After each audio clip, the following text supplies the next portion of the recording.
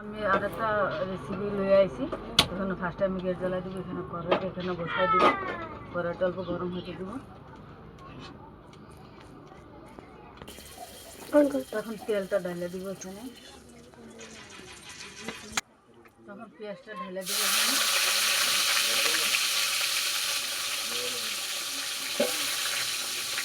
তো পেঁয়াজগুলো লাল লাল করে ভেজে নেব। তোমার পেঁয়াজগুলো সুন্দর করে লাল লাল করে ভাজা হয়ে গেছে গা। তো এখানে আমি এখন মশলাগুলো ঢেলে দেব।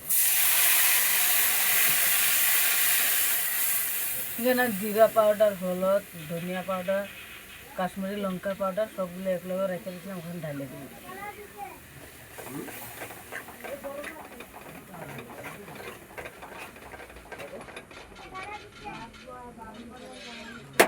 তো হাফ চামচ লবণ দিয়ে দেবো।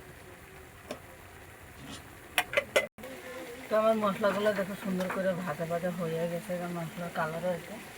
তো এখানে আমি লাবড়া সবজিরে কাটিয়ে রাখছিলাম, ওটা বানাবো, ওটা এখন ঢেলে দিই। তখন আমি মশলাটা সুন্দর করে মিক্স করে দিই, তখন এখন ঢাকিয়ে দেবো। তখন সবজিটার লাইটা দিব আমি সুন্দর করে। আমি জল দিব না সবজিতে, পুরো ভাজা ভাজা বানাবো এটারে।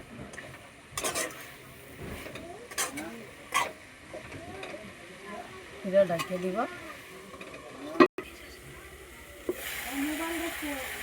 তো বন্ধুরা দেখো আমার সবজিটা একদম হয়েছে। যদি ভিডিওটা ভালো লাগে লাইক শেয়ার করে দিও।